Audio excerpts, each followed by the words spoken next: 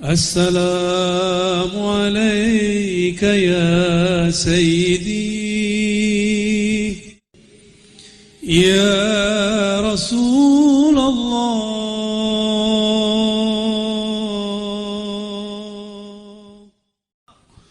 السلام عليك يا سيدي يا رسول الله.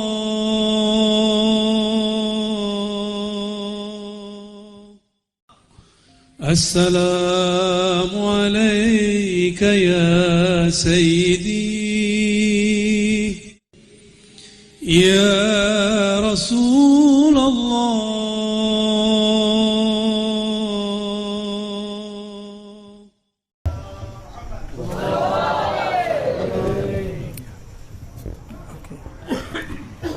izin Tuan Guru. Izin. Insyaallah. Dustur ya Sayyidi ya Rasulullah. Assalamualaikum warahmatullahi wabarakatuh.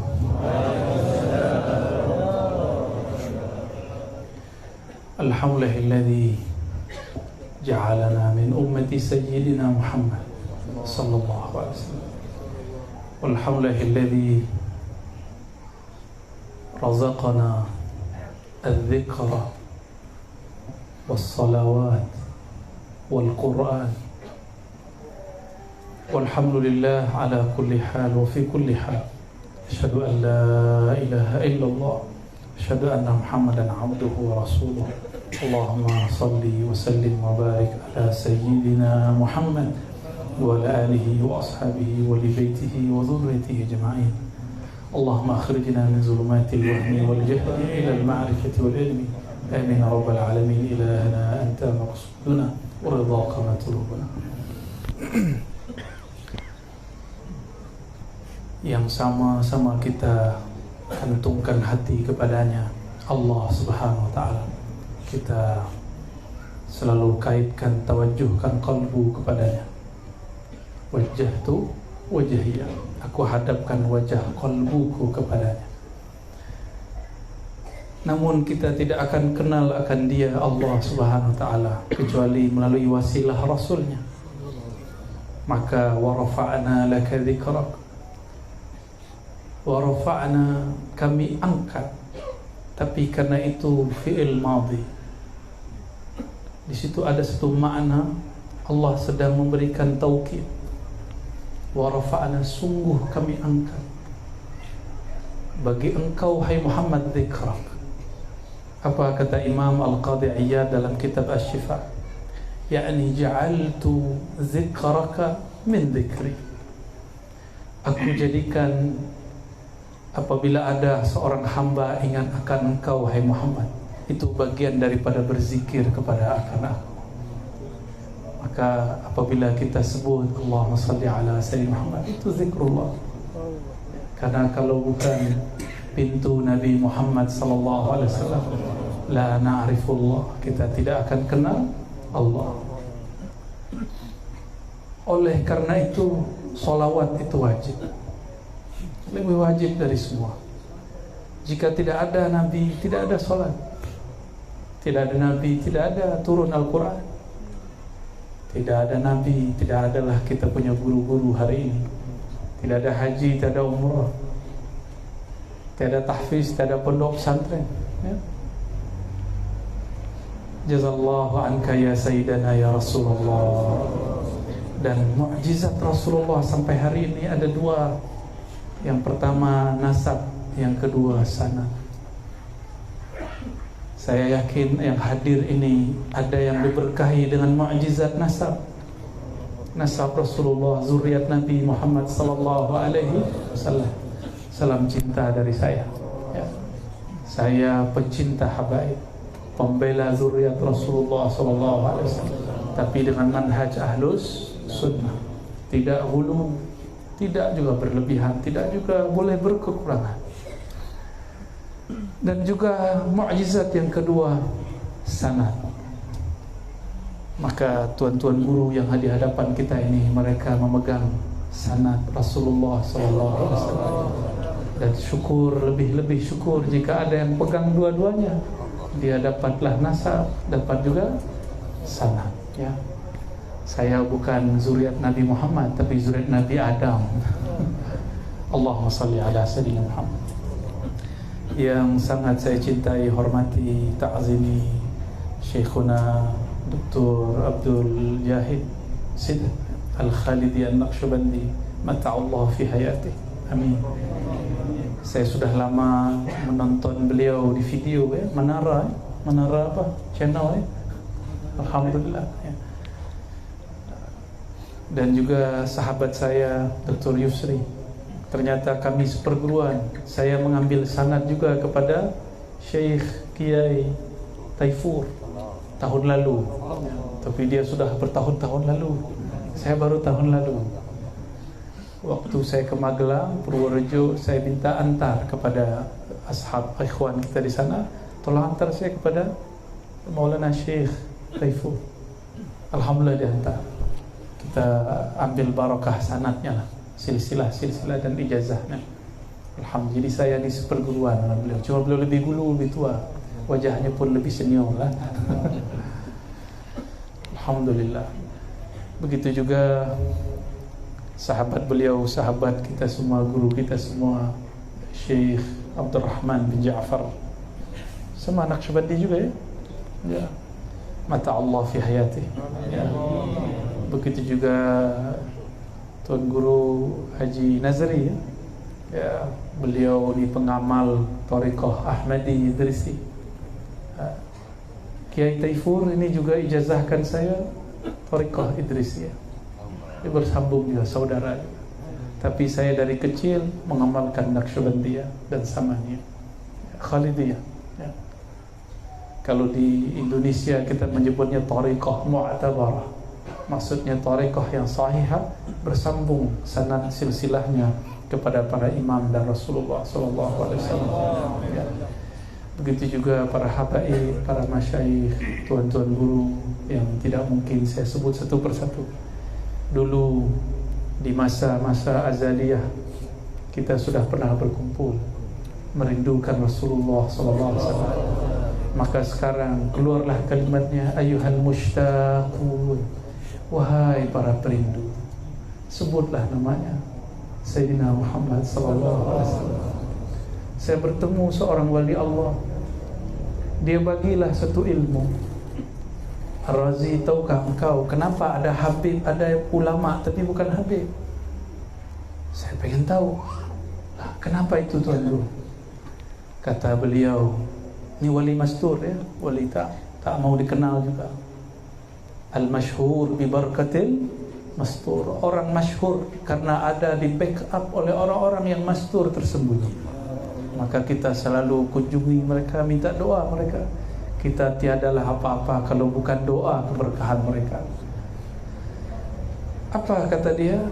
Dulu di masa azaliyah, azaliyah itu masa pramasa, masa sebelum ada alam ya. Belum ada alam ini, belum ada langit, belum ada bumi, yang ada hanya ruh.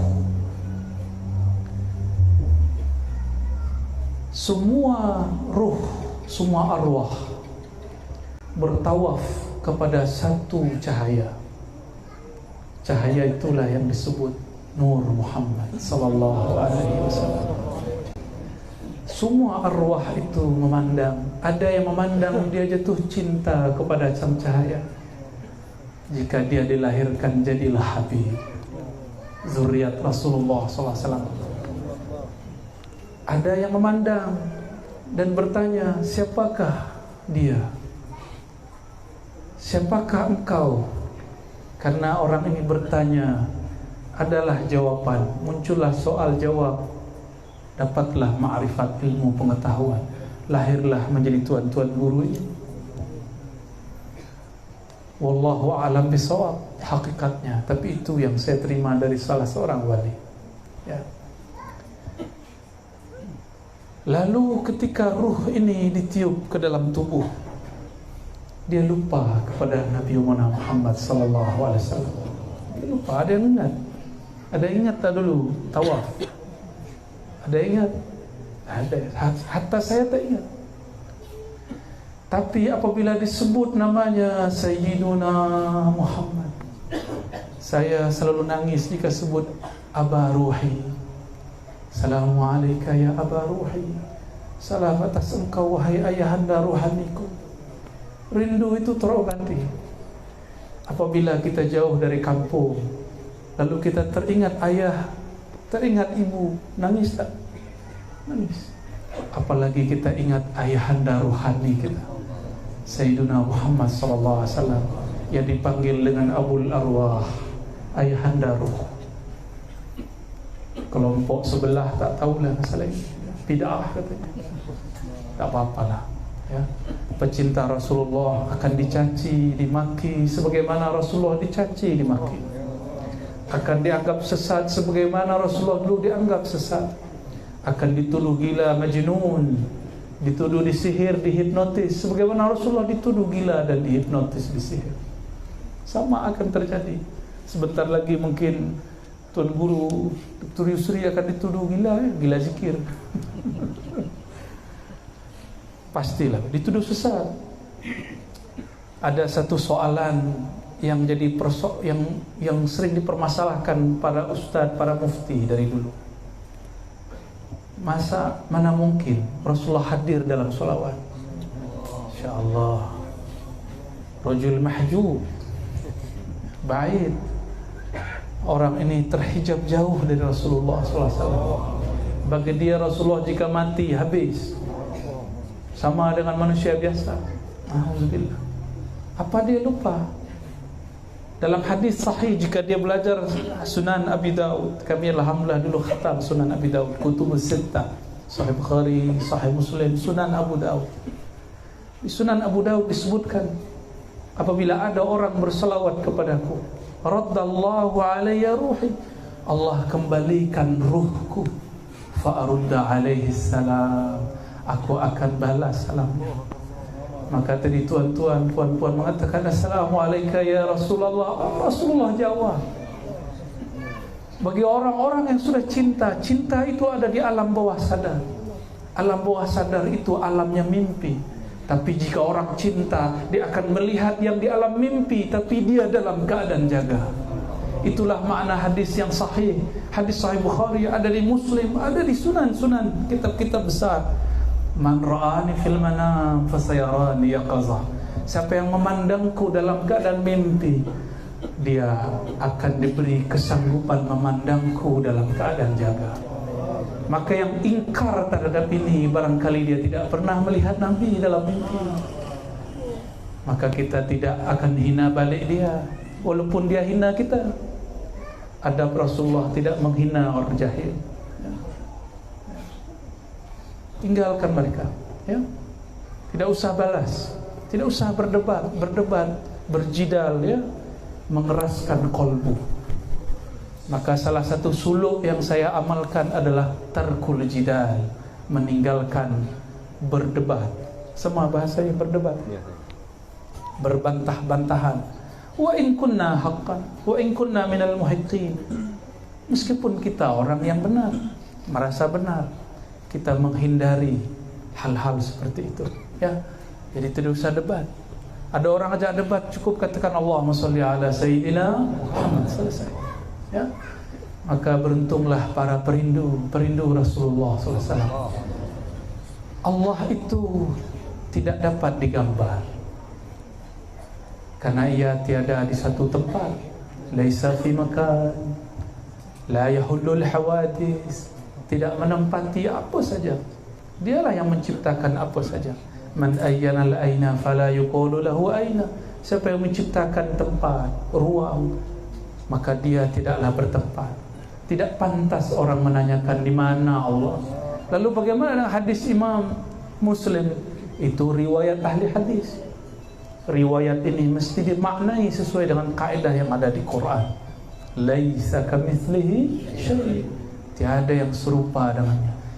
Jika tiada yang serupa dengannya, akal ini tak mampu membayangkannya. Namun ada satu zat yang sudah bertemu dia. itulah zat Rasulullah sallallahu alaihi wasallam, itulah Sayyidina Ahmad, itulah Rasuluna Muhammad. Maka bersalawat kepadanya itulah satu-satu cara untuk usul kepada Allah Subhanahu wa ta'ala. Maka tiada tariqah sufi yang sahih kecuali dia bersalawat kepada Rasulullah sallallahu alaihi wasallam. Tanya guru-guru kita, mursyid-mursyid kita, pasti ada salawat. Tidak ada salawat, zikir tidak diangkat. Karena wa rafa'na laka dzikra, kami telah angkat, sungguh kami telah angkat sebutan engkau, nama engkau, hai Muhammad. Maka orang yang tidak mengangkat nama Nabi Muhammad di dalam kalbunya, Allah tidak angkat derajatnya.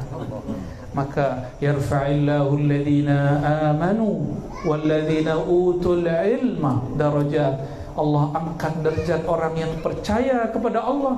Satu, walladhina utul ilma an-nabiyyina Muhammad sallallahu alaihi wasallam, orang yang diberi ilmu tentang Nabi. Orang kalau kenal Nabi, cinta kepada Nabi. Ada seorang syekh mengatakan, ikut Nabi, tidak ada cinta-cinta tabi'i, cinta zat, tidak ada. Cukup ikut Nabi. Bagaimana engkau akan ikut Nabi jika tidak cinta kepada Nabi? Maka berdebatlah ayah dari guru saya namanya Syekh Taufik bin Muhammad Sa'ir Ramadan Al-Buti. Ayahnya namanya Muhammad Sa'ir Ramadan Al-Buti. Di dalam kitabnya Fiqhus Sirah, Ahsanul Kitab fi Kitab Sirah, ini kitab terbaik dalam bab sirah Nabi. Silakan sila dibaca, sudah ada terjemahannya dalam bahasa Indonesia dan Melayu. Beliau berdebat mengkritisi seorang syekh namanya Albani. Syekh Albani ini mengatakan tidak boleh cinta tabi'i, cinta berindu-rindu, tak ada. Yang ada cuma ittiba.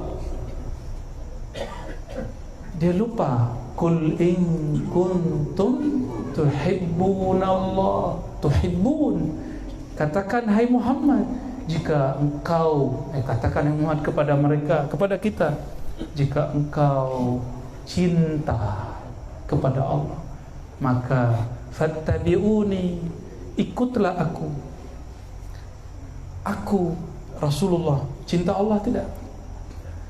Maka untuk dapat cinta Allah harus cinta Sayyidina Rasulullah SAW. Jika tuan-tuan ini jatuh cinta, pikiran selalu teringat dia. Jika jauh, kita rindu, menangis. Saya apabila rindu putra saya yang baru wafat, saya menangis.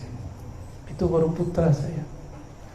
Bagaimana jika rindu Rasulullah Sallallahu Alaihi Wasallam?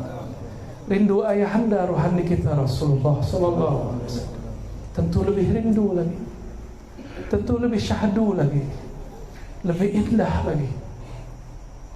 Salatu wassalamu alaika ya Sayyidi ya Rasul. Salatu wassalamu alaika ya Aba Arwahina. Salam atas engkau wahai ayahanda ruh kami, wahai ayahanda ruh kami, wahai baginda Rasulullah sallallahu alaihi wasallam. Maafkan kami yang kurang cinta kepada engkau, maafkan kami yang kurang kenal kepada engkau, maafkan kami yang kurang adab kepada engkau dan zuriat engkau dan pewaris-pewaris engkau. Al-Fatihah.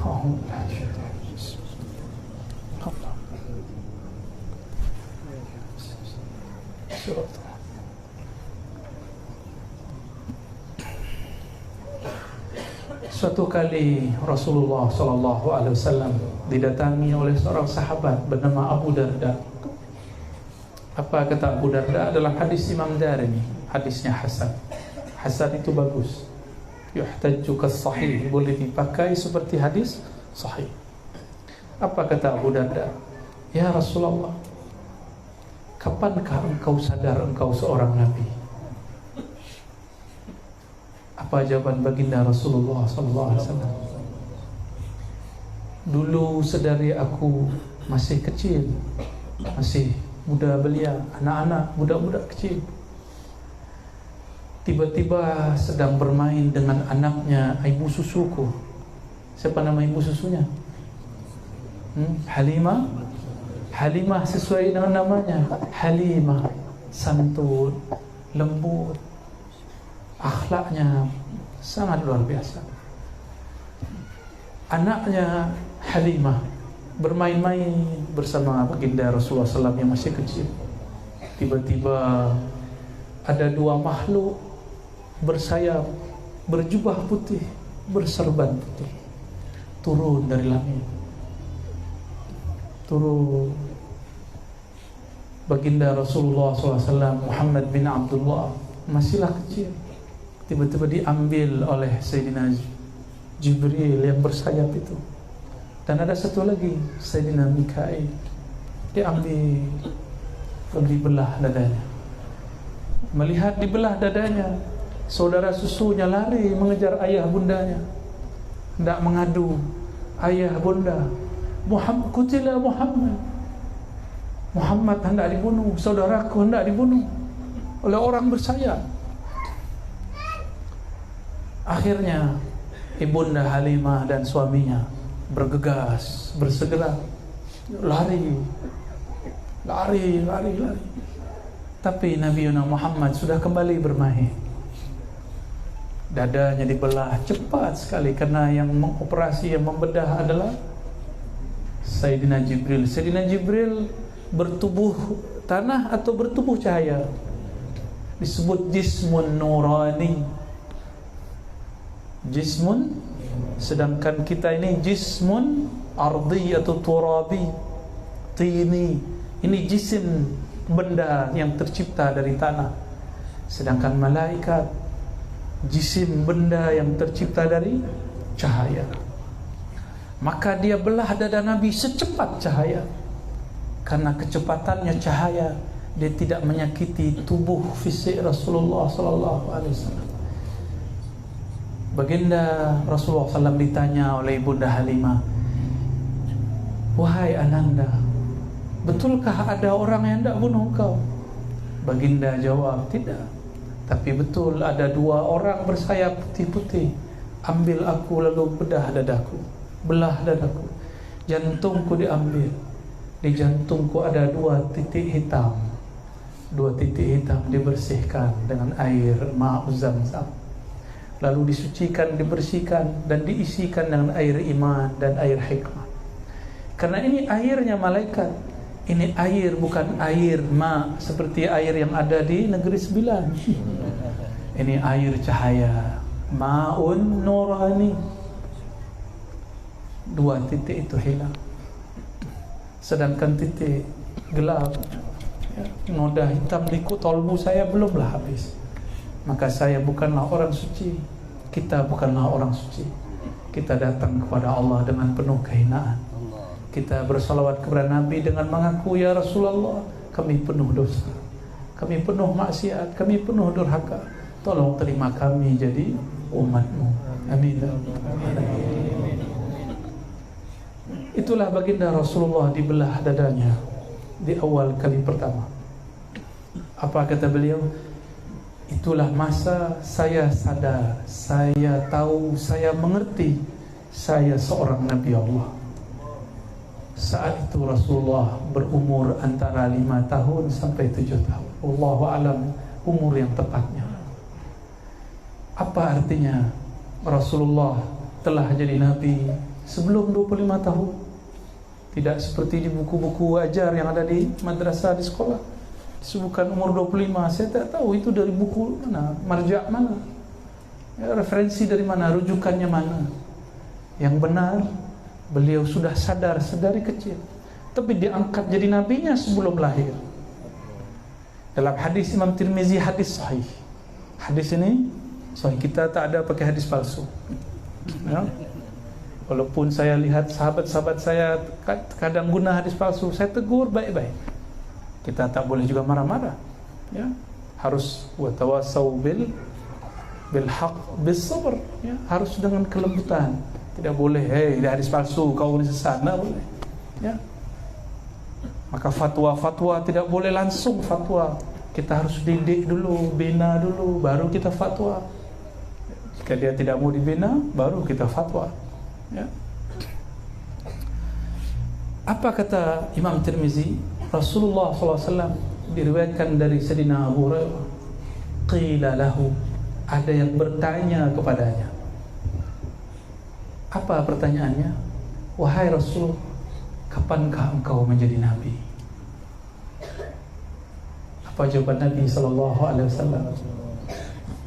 Kuntu nabiyyan, aku telah jadi nabi. Adam masih tanah, Adam masih air. Ya. Bahkan sebelum ada air, sebelum ada tanah, sudah jadi nabi. Inilah yang dikhabarkan Sayyidina Isa dalam surat As-Saff. Inni mubasyirun bi rasulin ya'ti min ba'di ismuhu Ahmad. Aku hendak mengkhabarkan kalian nabi akhir zaman, ismuhu, nama, ism bahasa Arab itu nama yang tinggi. Sumu artinya tinggi, luhur. Nama tingginya Ahmad, nama langitnya Ahmad. Kata Sidi Ahmad Tijani, Ahmad itu nama langit, Muhammad itu nama bumi. Sudah punya nama langit, tapi ilmu ini lagi ditutup ya. Saya tak mau bahas dulu lah. Artinya Nabi Muhammad SAW sudah menjadi nabi, sudah rahmatan lil alamin sebelum ada Adam, Sayyidina Adam. Maka ajaran-ajaran yang mengatakan Nabi Muhammad belum membawa rahmat kecuali setelah bangun khilafah, ajaran menyimpang dari ajaran ahlu sunnah. Beliau telah rahmatan lil alamin sebelum alam ini dicipta. Rahmat itu sifat Allah, Rahim nama Allah. Rasulullah diberi gelar wabil mu'minina rauf. Yang tadi adik-adik kita pelajar baca itu 2 ayat terakhir surat At-Taubah. Dan terhadap orang beriman Nabi Muhammad itu rauf. Rauf nama Allah. Nama Allah dinamai untuk Nabi Muhammad SAW. Rahim, Bismillahirrahmanirrahim, itu nama Allah, tapi diberikan gelar untuk Nabi Muhammad SAW. Maka kalau kita hendak baca solawat, ada satu kitab namanya Dalail. Ya, Dalail. Kitab Dalail Khairat ditulis oleh Maulana Al-Imam Al-Jazuli. Beliau tulis di situ nama-nama Rasulullah yang sangat banyak, yang disarikan dari kitab Asy-Syifa dan kitab-kitab lain. Ya, adalah di situ nama Rauf, Rahim. Itulah nama Rasulullah sallallahu alaihi wasallam. Jadi kita di dunia ini untuk apa? Wa ma khalaqtul jinna wal insa illa liya'budun. Orang biasa terjemah, tapi terjemahannya tiada makna. Tidak aku ciptakan jin manusia supaya menyembah. Hampa, empty. You know, empty. Farigh ya. Fadhi. Tak ada makna. Harus ada makna. Ini ayat-ayat mulia. Tidak akulah cipta manusia, jin manusia, kecuali dia untuk mengenal aku. Itulah tafsir Sayyidina Abdullah bin Abbas, tafsir sahabat, bukan tafsir Ar-Razi. Ya, bukan ajaran Ar-Razi itu, ajaran sahabat. Diulang tafsirnya oleh Imam Mujahid, Imam Sa'id bin Jubair, murid-murid daripada beliau. Maka ini ilmunya para sahabat. Ilmunya para sahabat. Belakangan saya dengar ada beberapa dai-dai, ustaz-ustaz membid'ahkan ilmu tentang kajian Nur Muhammad. Ya Allah, dia tak baca kitabnya, ya, berhenti jadi mufti ya. Serius, saya berbicara serius, saya bicara keras ini ya, walaupun lembut ya. Berhenti, jangan ngaku pewaris Rasulullah SAW kalau tak baca karya-karya ulama-ulama pewaris Rasulullah. Cukuplah satu kitab muktamad, Asy-Syifa bi Ta'rif Huquqil Mustafa, karya Al-Hafiz Al-Qadhi Iyad. Apa kata beliau? Ketika sampai pada satu ayat, surah An-Nur ayat 35, Allahu nurus samawati wal ard Mathalu nurihi, Allah lah nur, cahaya langit dan bumi. Mathalu nurihi, perumpamaan nurnya, ay nur Muhammad sallallahu alaihi wasallam. Ini dikata oleh Sa'id bin Jubair, awsaqun nas riwayatan an Sayyidina Abdullah bin Abbas. Abdullah bin Abbas punya murid paling kuat hafalannya bernama Sa'id bin Jubair. Dan juga ada satu lagi Al-Kalbi. Ada Ka'ab al-Ahbar, bukan Al-Kalbi. Ka'ab al-Ahbar, ya, orang Yahudi masuk Islam, mu'allaf di zaman sahabat Nabi. Mufakat mengatakan bahwa mathalu nurihi ay nur Muhammad. Jadi ini bukan perkataan ulama Melayu. Ya, bukan cikgu apa tuan guru, bukan. Itu perkataan sahabat, perkataan tabi'in. Katanya ikut orang salaf, ya. Katanya manhaj kita manhaj salaf. Ayo kalau ikut salaf. Imam Sa'id bin Jubair, beliau bahas tentang nur Muhammad sallallahu alaihi wasallam. Kitab ini mu'tamad. Ya. Masyayikh kita di Makkah dulu, Syekh Yasin Al-Fadani, Abuya Sayyid Alawi dan anaknya Abuya Sayyid Muhammad Alawi, Syekh Hasan Mas'ad, semuanya radhiyallahu ta'ala anhum, beliau menganjurkan baca kitab ini. Ya. Saya harap nih tuan-tuan guru juga bagilah ilmu ini. Ya. Cuma kitabnya tebal. Ya. Kalau malas baca saya kasih cerita aja. Maka orang-orang yang banyak ingkar, banyak jahilnya. Man kathura inkaruhu ishtadda jahluhu. Ciri-ciri orang yang sangat jahil, banyak ingkarnya. Udahlah, jika tak faham, uskut, diam. Ya, jangan banyak bicara, karena setiap kalam ada hisabnya. Ada hisabnya. Ya. Dan malu kepada baginda Rasulullah sallallahu alaihi wasallam. Itulah kenapa ruh kita ini jika disebut nama baginda Rasulullah dengan cara yang benar pasti merinduinya. Dulu saya waktu remaja pemuda ya, saya dengar ada raihan ngaji apa, selawat apa itu, rindu Rasul, ya Rasulullah, itu saya udah lupa lah ya, dari Malaysia ya. Kita tahunya Malaysia dulu nasyid ya. Ya. Syukran lakum ya. Tapi ternyata pondok pesantren ini satu-satunya kalau kita banyak di Indonesia. Sangat banyak pondok pesantren. Saya berdoa semoga ini tambah banyak. Amin. Semoga ini menjadi silaturahim di sisi Allah Subhanahu wa taala. Ya. Khalas dia dah.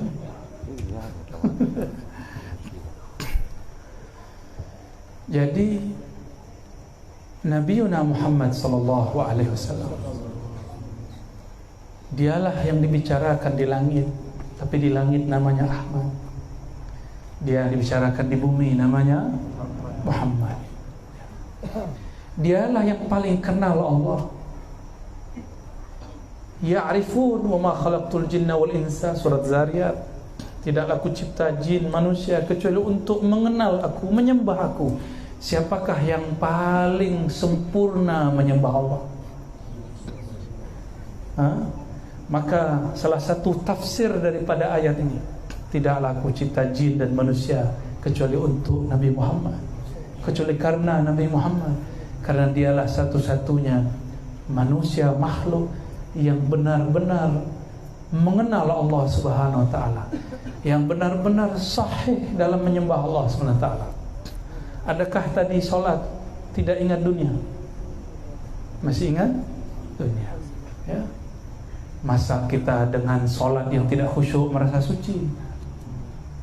Nauzubillah min dzalik. Allah Maha tahu, alimun bidzatis sudur.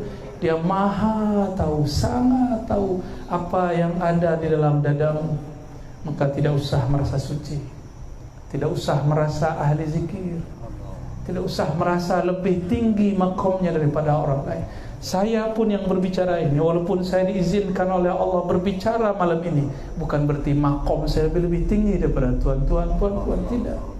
Mungkin saya lebih rendah, mungkin lebih hina, karena Allah tahu aib saya, Allah tahu dosa batin saya.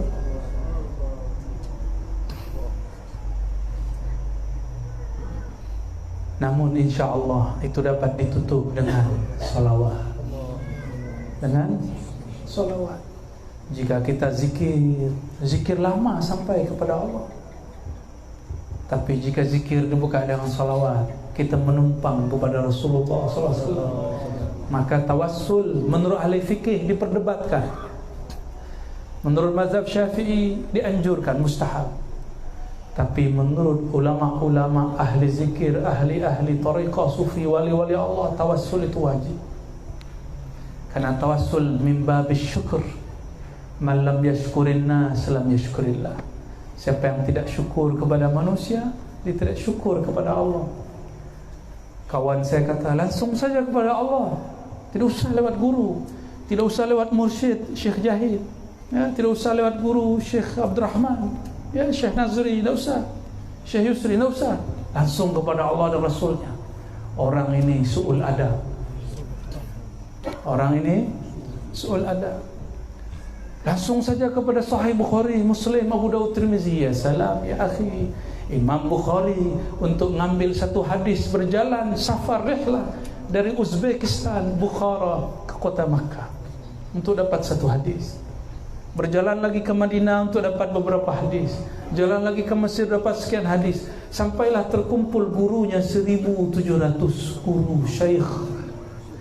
Maka saya pun hendak ikut jalan Imam Bukhari. Saya berguru ke mana-mana. Mohon ya Tuan Syekh Jahid terima juga saya jadi murid ya. Kita hendak berguru ke siapa saja.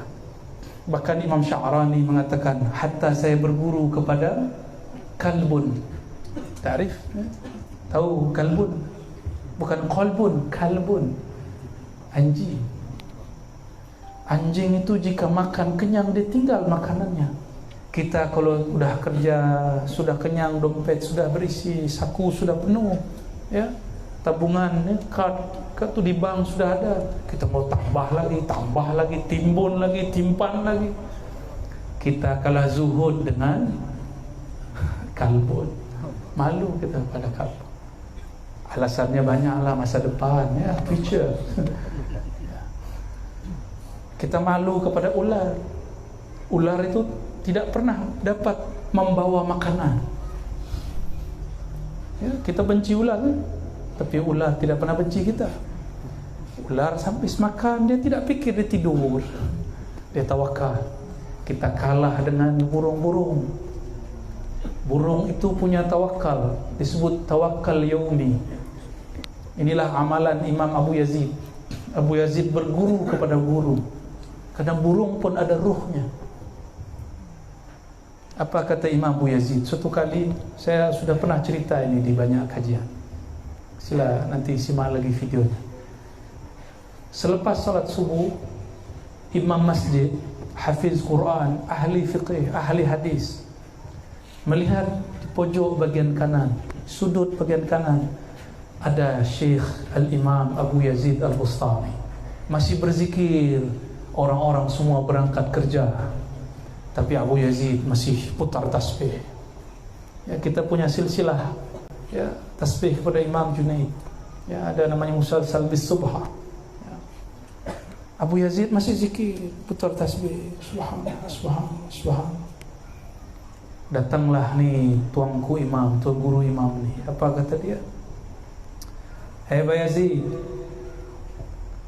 bima taqutu hadzal yawm. Kalau engkau duduk begitu tidak berangkat bekerja, engkau makan apa hari ini? Siapa yang tanya? Imam. Dia imam salat, imam subuh. Kata Imam Abu Yazid, u'idu salati, saya akan ulang salatku, karena berimam kepada imam yang tidak kenal kepada Allah yang maha menghantarkan rezeki tidaklah sah. Ini mazhab tidak boleh dipakai, ya. Ini cukuplah mazhab Abu Yazid. Di mazhab fikih taklah ya. Tapi ini hanya boleh untuk orang-orang seperti beliau. Abu Yazid punya amal solat di 1000 masjid di zaman itu. Masjid jarang lah, jalan kaki sepenuh negeri kan. Ada yang mau amalkan thariqah Abu Yazid? Tawakal seperti burung. Dia ulang solat. Ilmu ini turun. Salah satu pewarisnya di generasi jauh setelahnya adalah saudara Imam Ghazali, namanya Ahmad Al-Ghazali. Suatu kali Imam Abu Hamid Al-Ghazali memimpin solat. Dia ahli fiqih, tapi di dalam benak dia ada banyak perihal masalah darah haid. Dia terfikir sebelum solat, apakah tanda perempuan selesai haid? Terbawa ke dalam solat. Allahu Akbar, ya Allah, warna darah haid, ya Allah. Isi hati dan pikiran dia Allah bukakan kepada Imam Ahmad Al-Ghazali, saudaranya. Setelah solat, Imam Abu Hamid Al-Ghazali ditegur oleh saudaranya. Wahai saudaraku, oh my brother, ya akhi, kenapa engkau menyembah darah? Kira-kira begitu kalau di bahasa lepas ya. Imam Ghazali tobat mendengar itu. Ya tubu ila Allah, dia tobat. Maka ahli-ahli zikir ni, ahli-ahli qalbu, dia bertobat bukan hanya dari dosa mata, itu orang awam. Bukan hanya dari dosa telinga, dosa lisan, dosa kemaluan, dosa perut, tangan, kaki, itu biasa. Tapi mereka bahkan taubat dari dosa fikiran dalam salat. Semoga kita ini diizinkan Allah naik maqam ke maqam itu. Ya. Oleh karenanya, jika selesai selepas solat baca Assalamualaikum kanan, Assalamualaikum kiri, minta ampunlah kepada Allah.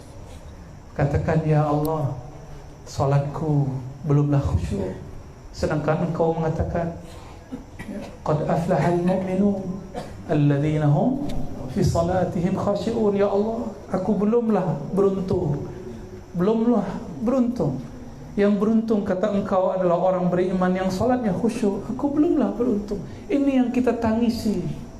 Kita menangis kenapa kita belum dapat muflihun. Inilah taubatnya salikin. Maka ada taubat awam, ada taubat salik. Orang awam taubat dari dosa zahir. Salik para perindu Allah, perindu Rasulullah yang menempuh jalan kepada Allah, dia pun taubat dari dosa batinnya. Tuan-tuan, puan-puan yang dirahmati Allah, bagian akhir yang mau saya sampaikan. Ada soal jawab tak ya? Ada. Terserahlah Nabi Saleh ya. Sudah malam ya. Suatu kali Rasulullah sallallahu alaihi wasallam mengatakan, afdalul dzikri la ilaha illallah wa afdalud du'a alhamdulillah. Hadis mantib. Zikir yang paling nikmat itu adalah la ilaha. Maukah dia jahar, dikeraskan ataupun dilembutkan khafi. Tapi kawan saya ada satu orang, dua orang, ketika Dr. Yusri lagi pimpin zikir, di hatinya, Allah, kenapa diteriak-teriakkan? Allah Maha mendengar, kenapa suara keras-keras? Orang sudah menikmati zikir, dia masih bertanya di hatinya. Ya. Dia lisannya baca la ilaha illallah, tapi kolbunya melayang-layang. Kolbunya berpencar, kolbunya lari sana sini. Orang ini tidak dipandang oleh Allah karena kolbunya ghafil. Tapi tak apa, Kata Imam Nawawi Sakandari, la tatruk dzikra li'adami hudurika ma'allah. Kamu jangan berputus asa, jangan tinggalkan zikirmu meskipun belum khusyuk, belum hadir. Latih terus sebut nama Allah, latih riyadhah, ya, latih. Suatu saat, di saat yang kita sudah lupa, tidak bernafsu, tidak berambisi jadi orang khusyuk, Allah kasih khusyuk supaya sang hamba sadar bahwa khusyuk bukanlah usaha dia, tapi khusyuk adalah hadiah mutlak dari Allah Subhanahu wa ta'ala.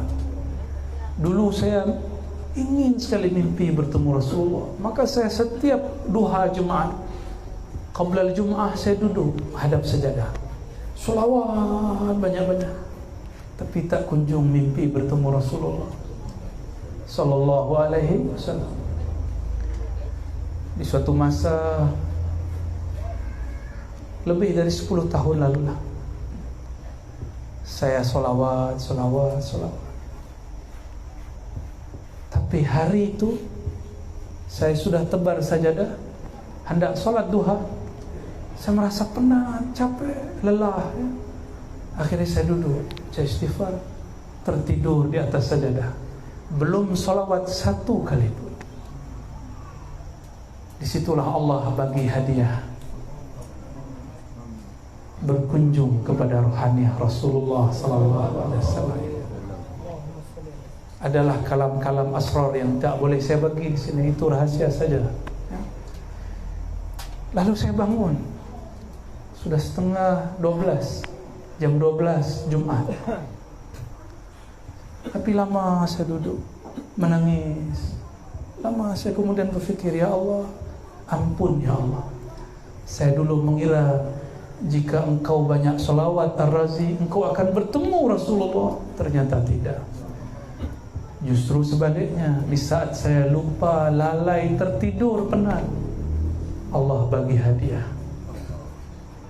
Dapatlah satu ibarat dalam kitab hikam, Allah bagi rahasia natijah itu, zauq itu, di waktu yang dia mau, bukan di waktu yang engkau mau.